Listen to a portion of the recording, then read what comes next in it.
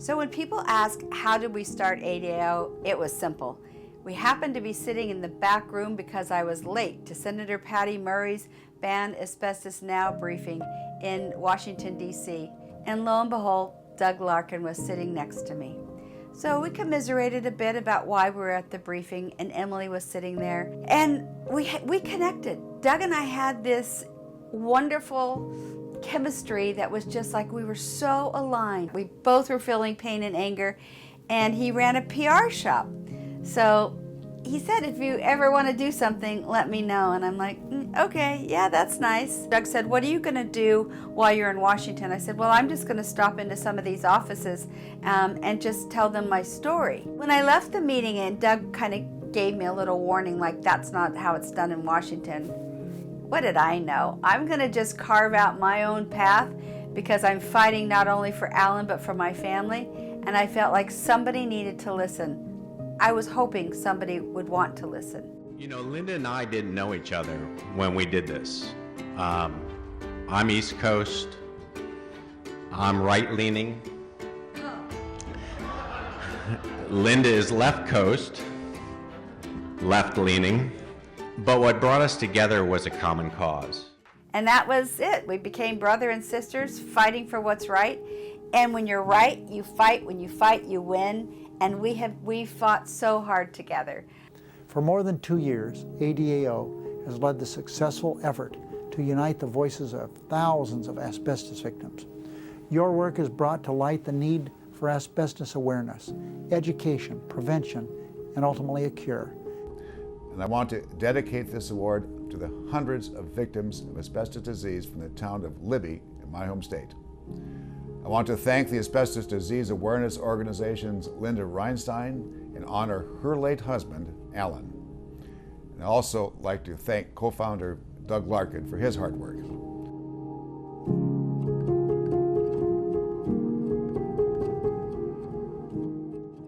And the more I learned about treatment for Alan, the more I became angry and upset that this had been going on for over 100 years. But the reality is this problem is not going away, right? One study comes out with saying that, okay, this isn't a 20th century exposure, nor is it a 20th century disease associated with it, nor is it 20th century mortality. This is 21st century stuff, and this has an impact on our nation. Deregulation.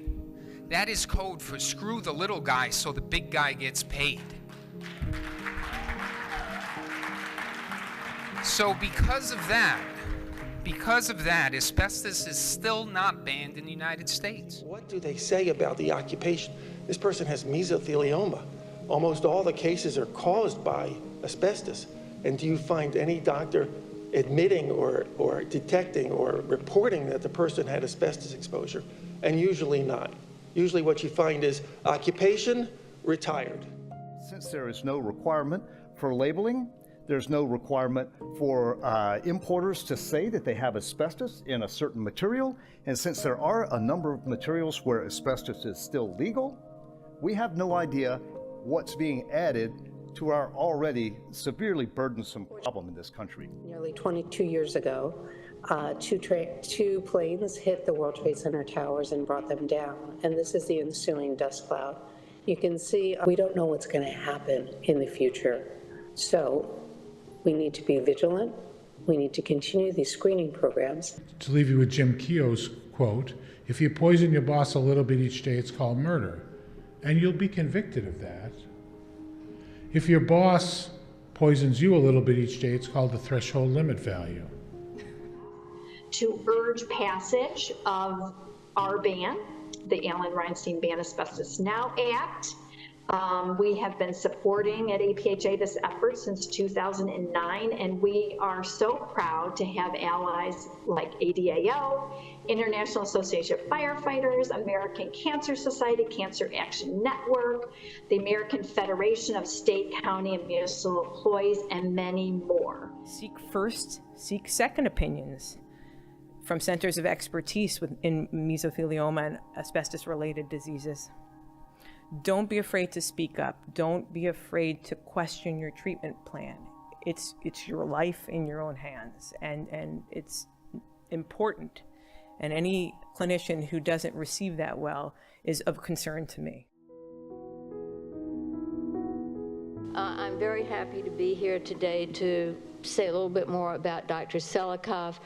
I opened, together with a colleague, the occupational medicine clinic at the Massachusetts General Hospital in 1980. And shortly thereafter, we began to see our first patients. And among those patients were asbestos-exposed workers with asbestos-related diseases from the shipyards in the greater Boston area. So that was my introduction to asbestos, and it's been a very important part of my life ever since. So Emily's with me, and we go to meetings with Senator Feinstein and Boxer's staffers, 2 separate meetings.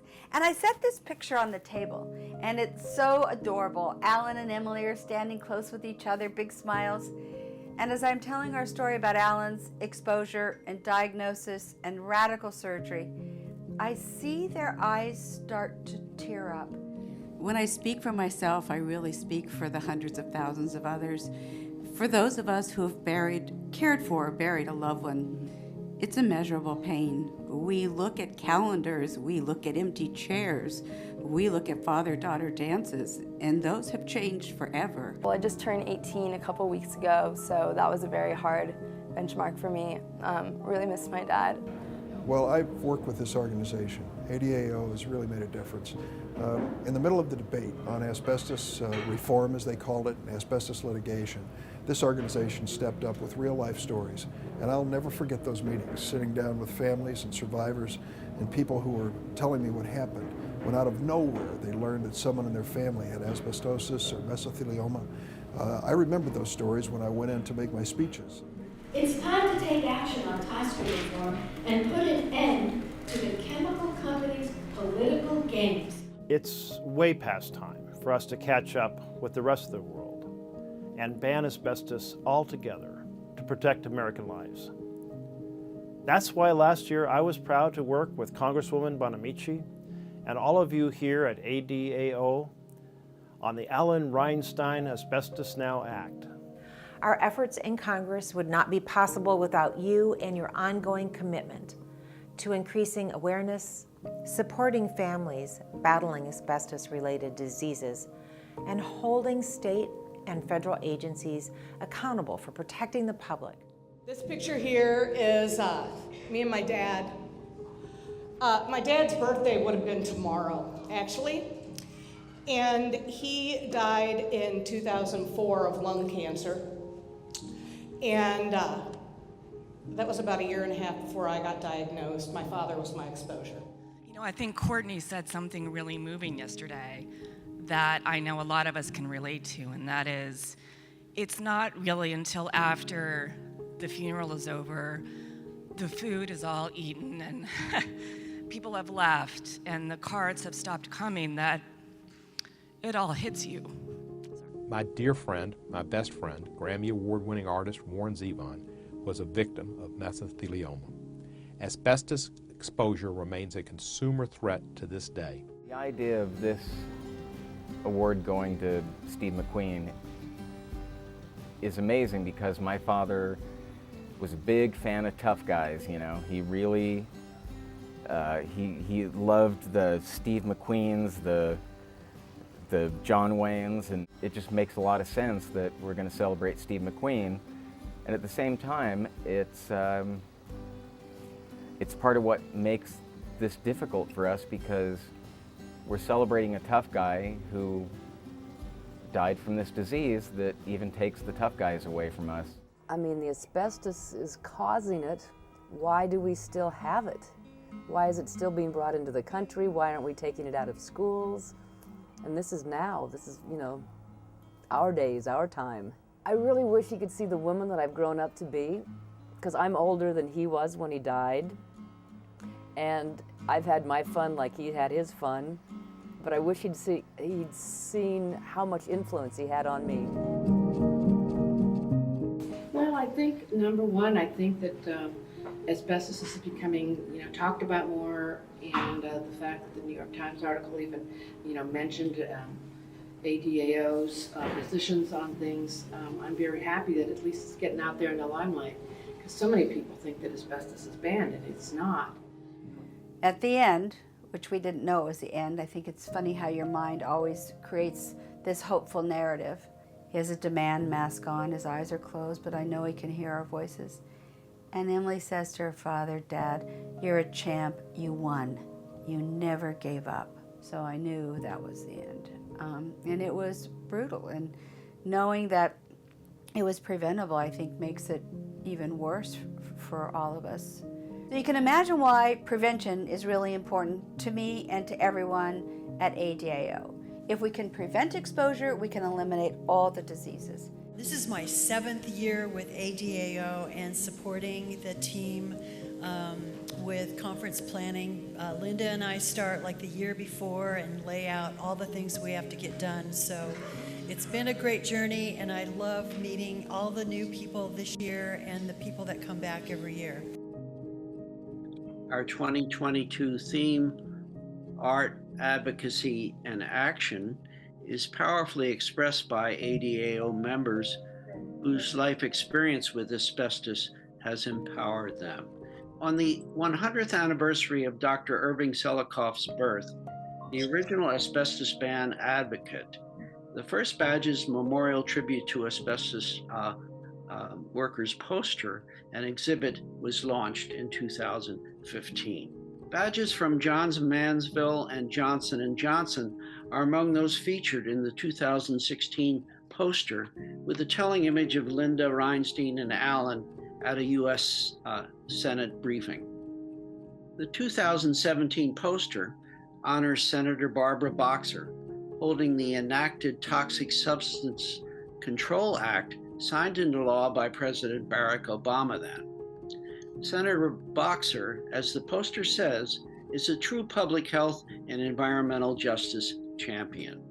Helpful in our efforts to raise public awareness about the truly criminal nature of the asbestos industry, not just today in the developing world, but for many decades in the industrial world.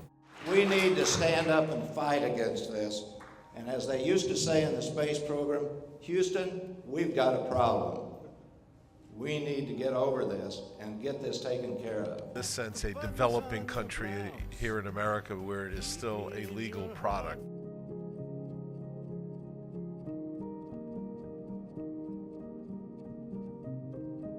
The IAFF is the union dedicated to protecting firefighters in the communities our members took an oath to serve.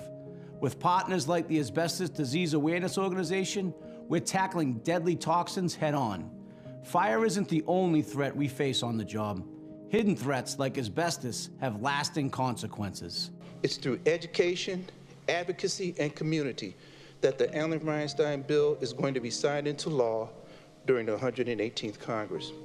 In closing, I would very much like to pay tribute to your fine organization, because it is very important always to keep the human aspect first and foremost, which is something you people do admirably. So when I think about over the last 20 years, the wins, the shared victories that ADAO has, we've worked with a lot of colleagues and victims who've shared their stories, so it is really a wonderful way to share memories and milestones. So we savor the victories, we unite again, and we move forward to truly work together to prevent exposure so no one suffers. And we're almost there. We're so almost there. I look forward to celebrating with everyone someday soon. Keep me in your heart for a while. Sha-la-la-la-la-la-la-la-la. Keep me in your heart for a while.